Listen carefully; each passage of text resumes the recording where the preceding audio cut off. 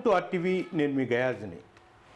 వక్ఫ్ board సవరణ bill అంటే కేంద్ర ప్రభుత్వము వక్ఫ్ బోర్డుకు సంబంధించిన ఒక బిల్లును సవరించడం జరిగింది. దీంతో రాష్ట్ర వ్యాప్తంగా ముస్లిం మైనార్టీలు ఆందోళన చేస్తున్నారు. ప్రస్తుతము వక్ఫ్ బోర్డ్ సవరణ బిల్లు వల్ల లాభం ఏమిటి, అసలు నష్టం ఏమిటి, అసలు వక్ఫ్ బోర్డు ఆస్తులు ఏమిటి అనే విషయాలు మాట్లాడేందుకు మైనార్టీ నాయకులు, అదేవిధంగా వైఎస్ఆర్సీపీ రాష్ట్ర సంయుక్త కార్యదర్శి మైనుద్దీన్ గారు ప్రస్తుతం మనతో ఉన్నారు. ఆయనతో మాట్లాడుతున్నాం. మైనుద్దీన్ గారు నమస్తే. నమస్కారం.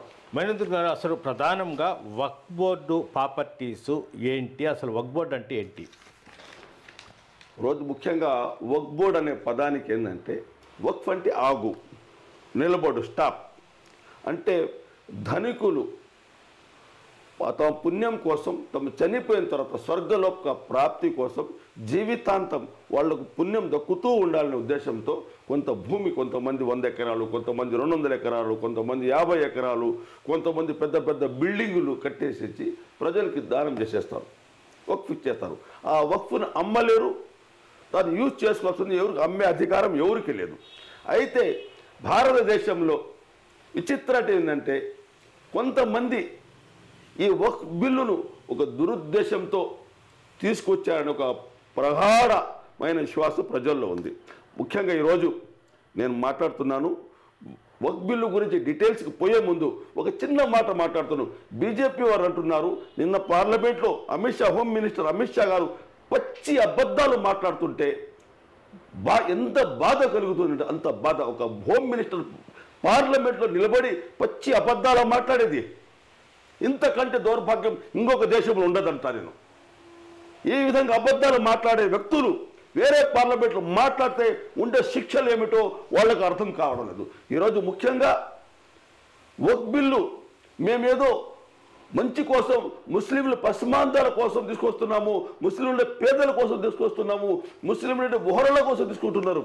అయ్యా అమిత్ షా గారు, 5 నిమిషాలు 10 నిమిషాలు శుక్రవారం రోజు నమాజ్ చదువుకుంటుంటే రోడ్డు పైన ఓర్వలేని మీరు ముస్లిం మీద అంత ప్రేమ కురిపిస్తారా? అంత ప్రేమ కురిపిస్తారా? 5 నిమిషాలు శుక్రవారం రోజు 10 నిమిషాలు, 5 నుంచి 10 నిమిషాల లోపల శుక్రవారం జనాలు ఎక్కువ వస్తారు, రోడ్డుపై నమాజ్ చేసుకుంటే ఓర్వలేని మీరు, మీ యొక్క పోలీసులతో బూట్లతో తన్నించిన మీరు, జైళ్ళలో వేసిన మీరు, లాఠీలు దులిపించిన మీరు పోయి వక్ఫ్ బోర్డు బిల్లుకు మేము ఎంతో పేదల కోసం, ముస్లింల కోసం సాయం చేస్తుంటే ఇక్కడ వినేవాడు, చెవులు పూలు పెట్టుకునేవాడు ఎవడు లేనాడని అమిత్ షా గారికి తెలియజేస్తున్నాను. ఇంకొకటి ముఖ్యంగా ఈరోజు 2 చేతులు నమస్కరించి మాజీ ముఖ్యమంత్రి జగన్మోహన్ రెడ్డి గారికి 2 చేతులు జోడించి నమస్కరించి చెప్తున్నాను. జగన్మోహన్ రెడ్డి గారు ఏది అవసరము పేదలకు, ఎటువంటి దాంట్లో మనం మద్దతు ఇవ్వాలి అని క్లారిటీ ఉన్న నాయకుడు జగన్మోహన్ రెడ్డి గారు. ఆయన చూశారు, ఈ వక్ఫ్ బోర్డు బిల్లులో చాలా చాలా చాలా ఒక సవరణలు చేయలేదు, వక్ఫ్ బోర్డు ముస్లింలకు అన్యాయం చేస్తుంది, దగా ద్రోహం చేస్తుందనే ఉద్దేశంతోనే నిన్న మిథున్ రెడ్డి గారు పార్లమెంట్లో అపోజ్ చేశారు. ఈ బిల్లుకు సవరణలు చేయమన్నారు. ఈ బిల్లుకు ముస్లింలకు ఎటువంటి లాభం చేకూరుతుంది? ఒకటి అంటే వక్ఫ్ బోర్డు అంటే ప్రజలకు అర్థమయ్యే విధంగా వక్ఫ్ బోర్డు సవరణ కేంద్ర ప్రభుత్వం సవరించి ఏం సవరిస్తుంది, దానివల్ల నష్టం ఏమిటి? కేంద్ర ప్రభుత్వం ఏమీ సర్వ చేయలేదు. ఒక జేపీసీ ఏర్పాటు చేసి, జాయింట్ పార్లమెంట్ కమిటీ ఏర్పాటు చేసి దాంట్లో అధికులు బీజేపీ వారు, ఒక 10 మంది అపోజిషన్ వారు పెట్టేశారు. అది వాళ్ళని పెట్టేసి వాళ్ళు 14 సవరణలు చేశారు. బీజేపీ వారు, వాళ్ళ కూటమి వాళ్ళు చేస్తే వాటిని ఆమోదించారు బీజేపీ. ఎందుకంటే వాళ్ళు ఈ ముస్లింలకు వ్యతిరేకంగా ఉండే సవరణలు 44 సవరణలు ఎవరు ప్రతిపక్షాలు చేశాయి. దాన్ని అసలు పట్టించుకొని చెత్తపుట్టలు వేసేశారు. నిన్న పార్లమెంటు సాక్షిగా ఇదే విషయం మీద హోమ్ మినిస్టరు, మేము పలానా పార్టీలా కాదు, వారిలాగా ఈరలా కాదు, మేము చట్టాలు తీసుకొస్తాము అందరి ఆమోదంతోనే ఒక పచ్చి అబద్ధం చెప్పిన వ్యక్తి. ఏం సవరణ చేశారు, ఏం సవరణ చేశారని చెప్పండి. ఆ సవరణ ఏమీ చేయలేదు, అబద్ధము.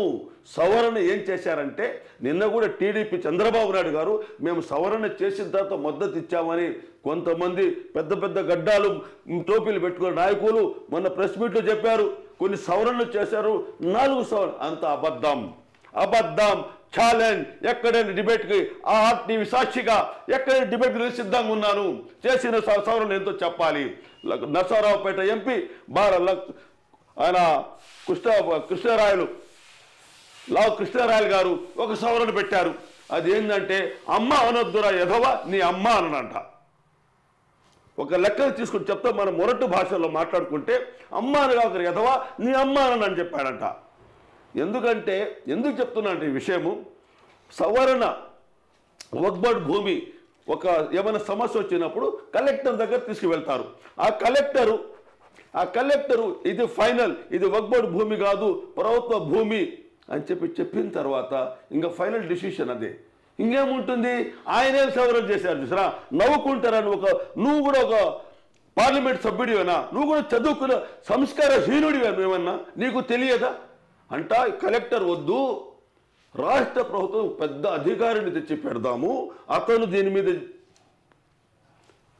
మీద ఇది చేస్తారు, ఇది వక్ఫ్ బోర్డు కాదా అనేది అని అంటే ఆయన ఏంది, ఆయన ఐఏఎస్ ఆఫీసరు, అతను ప్రభుత్వ అధికారి అంటే ప్రభుత్వం ఏం చెప్పింది అది చేస్తారు వాళ్ళు. అంటే ప్రభుత్వం వ్యతిరేకంగా చేసే దమ్ము ధైర్యం ఉందా? అంటే ఈరోజు ఆర్టీవీ లాగా న్యూట్రల్గా మాట్లాడే ఛానళ్ళు ఉన్నాయా? సగం బ్రోకర్ ఛానళ్ళు ఉన్నాయి, సగం అబద్ధాలు ఛానళ్ళు ఉన్నాయి. ఆర్టీవీ లాగా ఏ ఛానల్ అయినా ఇంత క్లియర్గా ఇంత స్పష్టంగా మాట్లాడారా? మాట్లాడేది ఈ స్టేట్లో నేను 3 రోజులు చూస్తున్నాను, గతంలో చూస్తున్నాను. ఆర్టీవీలో ఇంత క్లారిటీగా అయితే, ఏ విధంగా అయితే ప్రవీణ్ పగడాల గురించి అయితే, సమస్యలపైన అయితే ఏ విధంగా ఆర్టీవీ మాట్లాడుతున్నావు, ఈ బ్రోకర్ ఎల్లో మీడియా మాట్లాడుతున్నారు. అబద్ధాలు నూరు పోస్తున్నారు ప్రజలకు. అంతకంటే దుర్మార్గం ఇంకోటి ఉండదు. ఇప్పుడు చెప్పే మాటలని అబద్ధాలు. మైనుతున్నారు అంటే సవరణ వల్ల నష్టం ఏంటి, ముఖ్యమైన అంటే నష్టం ఏంటి? కొద్దిగా స్లోగా. సవరణ వల్ల నష్టం ఏంటంటే ముఖ్యంగా ఈరోజు వాళ్ళు ఏదో మా మీద అభిమానంతో తీసుకురావడం లేదు. త్రిబుల్ తల్లాక్ తెచ్చారు, మా మీద ముస్లిం మీద అభిమానం తేలేదు. ఎంతమంది ఈ రాష్ట్రంలో ఈ దేశంలో త్రిబుల్ తల్లాక్ తీసుకున్నారు సార్? ఎంతోమంది హిందూ సోదరీమణులు కట్ల కానుకలు ఇవ్వలేక పెళ్ళి అయిన తర్వాత అత్తమామకు చంపేశారు. కొన్ని లక్షల మంది ఉన్నారు. వాటి గురించి మాట్లాడండి అయ్యా, వాటి గురించి మాట్లాడు. త్రిబుల్ తల్లాక్ ఈ నెల్లూరు జిల్లాలో ఎంతమంది త్రిబుల్ తల్లాక్ తీసుకున్నారు సార్? పోయి లెక్కేసుకోండి. ఎంతమంది ఆత్మహత్య చేసుకున్నారు కట్నాలు లేకుండా, కట్ల సాక్షులు లేకుండా హిందూ మతంలో? వాళ్ళ గురించి మాట్లాడండి అయ్యా. అంటే హిందువులు చంపేస్తే అది మామూలే. ఏదైనా చిన్న గొడవ ముస్లింలకు హిందూ జరిగితే దాన్ని తీసుకొచ్చి లఫ్డా జిహాద్. మైనుద్దీన్ గారు, ఇప్పుడు మామూలుగా ఏంటంటే వక్ఫ్ బోర్డు చట్టాన్ని కేంద్ర ప్రభుత్వం చేతుల్లోకి తీసుకుని దాన్ని సవరించి ఇది అంటున్నారు. అన్ని చోట్ల రాష్ట్రంలో మొత్తం మీద మైనారిటీస్లు దాని మీద నిరసన చేస్తున్నారు. అదేవిధంగా ఇఫ్తియార్ వింద్, తెలుగుదేశం పార్టీ ఇఫ్తియార్ విందులో కూడా దీన్ని బైకాట్ చేశారు, పోవద్దు అని. అయితే దానివల్ల నష్టాలు ఏంటి? ఈ సవరించడం వల్ల, బీజేపీ ప్రభుత్వం సవరించడం వల్ల ఏంటి నష్టం ఏమిటి? వక్ఫ్ బోర్డు బిల్లును వీళ్ళు కేవలం తమ స్వార్థం కోసం సవరించుకున్నారు. ఎవరో దానం చేస్తే ప్రజల కోసం చెందాలి, ప్రజల అభివృద్ధి చెందాలని దాన్ని పక్కదో పట్టిస్తూ వీళ్ళు తీసుకొచ్చి కలెక్టర్ల మధ్యలో పెట్టారు. కలెక్టర్ ఏ సర్టిఫికేట్ ఇస్తే ఇది వక్ఫ్ బోర్డుది కాదు తీసేయండి, ప్రభుత్వం స్వాధీనం చేసుకోండి. బై యూజర్ అంటే ఒక ఆస్తిని ఒక వ్యక్తి ఉన్న 200 సంవత్సరాలు, 300 సంవత్సరాలు, 100 సంవత్సరాలు అనుభవిస్తున్నారు. దానికి వచ్చే ఎన్క్వైరీకి వచ్చే ఈ ఆస్తి మీది కాదు, పేపర్లు చూడంటే ఎక్కడి నుంచి తెచ్చిస్తారు? అప్పుడు పేపర్లు ఉన్నాయా? ఎక్కడున్నాయి పేపర్లు? మీరే అన్నారు ప్రధానమంత్రి గారు 2020లో మేము పూర్తి వక్ఫ్ బోర్డుని డిజిటల్ చేసేసాము అన్నారు. పూర్తిగా డిజిటల్ చేసేసామన్నారు. అంటే డిజిటల్ చేసినప్పుడు మీకు ఆస్తులను మీ దగ్గర ఉన్నప్పుడు మీరు వక్ఫ్ బోర్డ్ బై యూజర్ అని చెప్పడం అవసరం ఉందా? మీరు సవరణలు కేవలం ముస్లింలకు ఈ భూములు చెందకూడదు, ఈ భూములు ముస్లింలు లాభపడకూడదు. అంటే భారతదేశంలో కొన్ని లొసుగులు ఉన్న మాట వాస్తవము, వక్ఫ్ బోర్డులో కొన్ని లొసుగులు ఉన్న మాట వాస్తవము. కొందరు ముతవల్లీలు, కొందరు మసీదు పెద్దలు కొన్ని భూములు అమ్మేసింది కూడా వాస్తవమే. అయితే ఇది సెంట్రల్ బోర్డ్ అది పర్యవేక్షణలో ఈ వక్ఫ్ బోర్డు పనిచేస్తుంది. అంట్లో ఐఏఎస్ ఆఫీసర్లు ఉన్నారు, దాంట్లో ఎమ్మెల్యేలు ఉన్నారు, ఎంపీలు ఉన్నారు, ప్రభుత్వ అధికారులు ఉన్నారు. అయితే ఇంతమంది ఉన్నా కూడా మీరు ఎందుకు పర్యవేక్షణ చేయడం లేదు? మీరు ఎందుకు అనన్యక్రాంతమైన భూములను మీరు తీసుకురాలేపారు? దాన్ని తీసుకురాకుండా పైనుండి మీరేమన్నారు? జిల్లా అధికారికి, జిల్లా మేజిస్ట్రేట్కి, కలెక్టర్ గారికి అధికారులు ఇచ్చేశారు. అంటే రేపు వచ్చేస్తారయ్యా ఈ స్థలం మీది మేము వక్ఫ్ బోర్డు మాది ఉండదు, మా ఖబరస్థాన్ అంటాం ఇది. అయ్యా కలెక్టర్ వచ్చేస్తారు, మంచి వాల్యుబుల్ స్థలం అది, 100 కోట్లు అవుతుంది ఆ స్థలాన్ని, ఆ స్థలం అంతా వచ్చేస్తారు కలెక్టర్ గారు, ఎంక్వైరీ చేస్తారు, ఇది వక్ఫ్ బోర్డు భూమి కాదు అంటే అయిపోయి అక్కడికి. అన్నిటికంటే పెద్ద సమస్య వక్ఫ్ బోర్డ్ బై యూజర్ అని దానిపైన సమస్య. అందరికంటే పెద్ద సమస్య కలెక్టర్ ఇచ్చే స్టేట్మెంట్ పెద్ద సమస్య. అంటే దాన ధర్మం ఇచ్చిన భూమిని మీరు ఈ విధంగా లాక్కోవడము ఎంతవరకు న్యాయము? అంటే పేద ముస్లింల నోటికాడ భూములు తీసుకొని మీ యొక్క స్నేహితులకు పంచిపెట్టాలని దురుద్దేశమే ఈ బిల్లులు కనపడుతున్నది. క్లారిటీ. ఇప్పుడు వక్ఫ్ బోర్డుకు సంబంధించిన ప్రాపర్టీ మొత్తము గతంలో పేదలకు ఉండే మైనార్టీల కోసమే ఇది యూజ్ చేయాలనేది. అయితే ఇప్పుడు ప్రజెంట్ జరుగుతుంది అలా. తప్పనిసరిగా ఈరోజు వక్ఫ్ బోర్డు ఆస్తులు ఉండబట్టి ఎంతోమంది పేద విద్యార్థులు స్కాలర్షిప్లు అయితే కానీ, స్కూళ్ళు అయితే కానీ, మద్రసాలు అయితే చాలా వరకు పేద ముస్లింలకు వివాహాలకైతేనేమి దీన్ని యూజ్ చేస్తున్నారు. ప్రతి చోట యూజ్ అవుతుంది. ఎక్కువ చోట ఒక మంచి ఉన్న చోట చెడు కూడా ఉంటుంది. కొన్ని తప్పులు జరిగాయి. అంటే ఈ వక్ఫ్ బోర్డు స్థలాలు లేకుంటే ఈ పేదలకు ఎవరు ఇచ్చారా డబ్బులు? ఏ ప్రభుత్వం ఇచ్చింది డబ్బులు? ఏ ప్రభుత్వం ఈ పేద ముస్లిం వివాహాల కోసం డబ్బులు ఇచ్చింది? ఏ ప్రభుత్వం ఇచ్చింది చెప్పండి పేద ముస్లిం విద్యార్థుల కోసం? అంటే ఈరోజు కొత్తగా వీళ్ళు వచ్చి కొన్ని స్కీముల వల్ల చేస్తున్నారు. అంటే పాతకాలం నుండి వక్ఫ్ బోర్డు స్థలాలు వచ్చే ఆదాయంతోనే పెళ్ళిళ్ళు జరుగుతున్నాయి, మద్రసాలు జరుగుతున్నాయి, స్కూళ్ళు జరుగుతున్నాయి, పేద విద్యార్థులకు ఉన్నత చదువులు చదవడానికి స్కాలర్షిప్లు దొరుకుతున్నాయి, వివాహాలు జరుగుతాయి. ఇంకంతకంటే ఏం కావాలి? దానికోసం తెచ్చిచ్చేసింది. ఇప్పుడు ఈ బిల్లు పాస్ అయింది. అయిన తర్వాత కూడా రాష్ట్ర ముఖ్యమంత్రి చంద్రబాబు నాయుడు గురించి చెప్పడం ఏంటంటే వక్ఫ్ బోర్డ్ కమిటీలో కేవలం ముస్లిమ్స్లే ఉంటారు, ఇతరులు ఎవరు ఉండరు, ఇది ముస్లిమ్స్కే ప్రాధాన్యత ఇస్తామన్నారు కూడా. చంద్రబాబు నాయుడు గారు ఏపీ ముస్లింలను పక్కదో పట్టించారు. ఈ వయసులో ఇన్ని అబద్ధాలు ఆడి, ఇంత మోసము చేసి, ఇంత దగా చేసి ముస్లింలకు మీరు ఏమి సాధించాలనుకున్నారు చంద్రబాబు నాయుడు గారు అని నేను మిమ్మల్ని వివరణ కోరుతున్నా. మీరు ఒక ముఖ్యమంత్రి, మీరు మహారాజు కాదు ఈ ఆంధ్రప్రదేశ్ రాష్ట్రానికి. మీరు ఒక ముఖ్యమంత్రిని గుర్తుపెట్టుకోండి. ప్రజలు మిమ్మల్ని ఎన్నుకున్నారు ఒక ఎమ్మెల్యేగా. మీ ఎమ్మెల్యే అందరూ కలిసి మిమ్మల్ని ముఖ్యమంత్రి ఎన్నుకున్నారు. ఈరోజు మీ దగ్గర అధికారం ఉంది. ఇంతకంటే పచ్చి మోసం, పచ్చి దగా ఇంకొకటి ఉండదు. ఇదే ఆర్టీవీలో రమ్మని చెప్పండి. మీ టీడీపీ నాయకులను పెద్ద గడ్డాలు పెట్టుకొని ప్రజల్ని మోసం చేసే వాళ్ళను రమ్మనంటే నేను డిబేట్కి వస్తాను. ఇది ఆర్టీవీలో మీరెంత మాత్రం చెప్పారు. మీరు ఏం సవరణ చేశారు సార్? అబద్ధం చెప్తున్నారు మీరు అన్నారు నేను చూసుకుంటాను మీకు మద్దతుగా, ముస్లింల మద్దతుగా నేను ఉంటానని మీరు ఇఫ్తార్ పార్టీ దావత్ విందులో చెప్పారు. నిన్న నెల్లూరులో ఈద్గాలో వక్ఫ్ బోర్డ్ చైర్మన్ మేము దాన్ని ఒప్పుకోము, మేము ముస్లింల పక్షంగా ఉంటాము, ముస్లింలకు మద్దతుగా ఉంటామని చెప్పి ఈద్గాలో ఉన్న ఆంధ్రప్రదేశ్ వక్ఫ్ బోర్డ్ చైర్మన్ అబ్దుల్ అజీజ్ గారు చెప్పారు. ఎందుకు సార్ మోసాలు? పేదలంటే మీకు అంత కచ్చ ఎందుకు? ఈరోజు భారతదేశంలో మీరు ఏ పార్టీతో అయితే పొందు చేస్తున్నారో వాళ్ళ మాటలు చెప్పి ఈరోజు ప్రజలను మోసం చేస్తారు. ఈరోజు ముస్లిం మైనారిటీ ఒక మంత్రి లేడు కేంద్రంలో. అంటే మీరు చెప్పడం ఏంటంటే ఈ సవరణ వల్ల వక్ఫ్ బోర్డు ఆస్తులు మొత్తము కేంద్ర ప్రభుత్వం చెప్పినట్టు వాళ్ళ చేతుల్లోకి వెళ్ళిపోతాయి, ప్రభుత్వం స్వాధీనం పరుచుకుంటుంది, వక్ఫ్ బోర్డుకు సంబంధించిన ప్రాపర్టీస్ మొత్తం ఏం మిగలవు అంటారా?